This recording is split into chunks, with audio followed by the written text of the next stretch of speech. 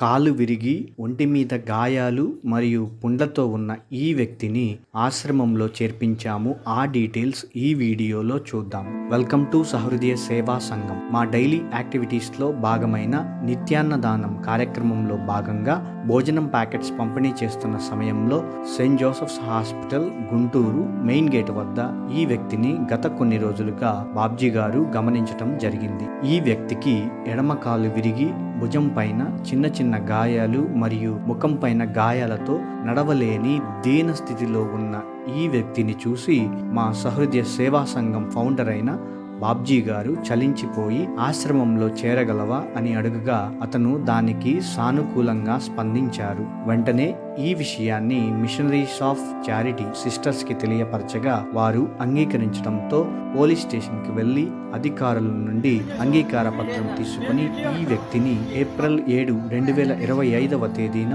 ఆశ్రమంలో చేర్పించాము. ఆశ్రమంలో చేరిన వెంటనే అతని ఆకలిని గ్రహించి మదర్ తెరీసా సిస్టర్స్ అతనికి భోజనం పెట్టి పేరు యోగక్షేమాలు కనుక్కొని అతనికి మంచి వసతిని కల్పించారు. సహకరించిన మదర్ తెరీసా సిస్టర్స్ కి సహృదయ సేవా సంఘం తరపున హృదయపూర్వక ధన్యవాదములు. ఈ సహాయ కార్యక్రమంలో మా టీం మెంబర్ రవి గారు పాల్గొని ఎప్పటిలానే వారి సమయాన్ని సాయాన్ని సమాజ సేవ కోసం వెచ్చించారు. ఇలా ఈనాటి వరకు 270 మంది నిర్భాగ్యులను వివిధ ఆశ్రమాలలో చేర్పించటం జరిగింది. ఈ వీడియో నచ్చి లైక్, సబ్స్క్రైబ్, కమెంట్ చేయాలి అనుకుంటే చేయండి. బట్ షేర్ చేయడం మర్చిపోకండి. షేర్ చేయండి.